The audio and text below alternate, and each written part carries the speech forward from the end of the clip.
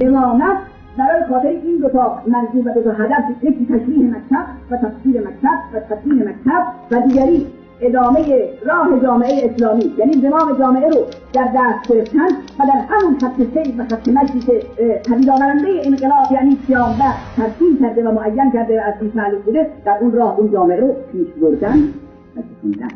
یا وظیفه امامه و این دو وظیفه بعد از پیغمبر محول شد به امیرالمؤمنین و بعد از امیرالمؤمنین به گفته خود پیغمبر 12 نفر بعد از من زمام جامعه رو امام هستن، یعنی این تعبیر امام.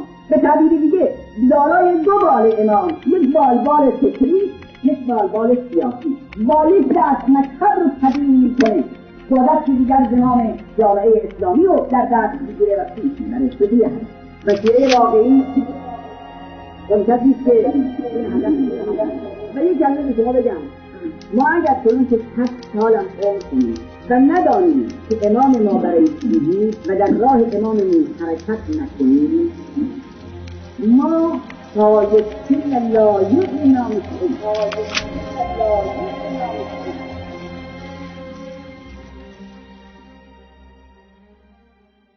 اسلام رو قیام سید الشهدا حفظ کرده، جریانی است داره پیش میره در دنیا به رهبری حسین بن علی سلام الله.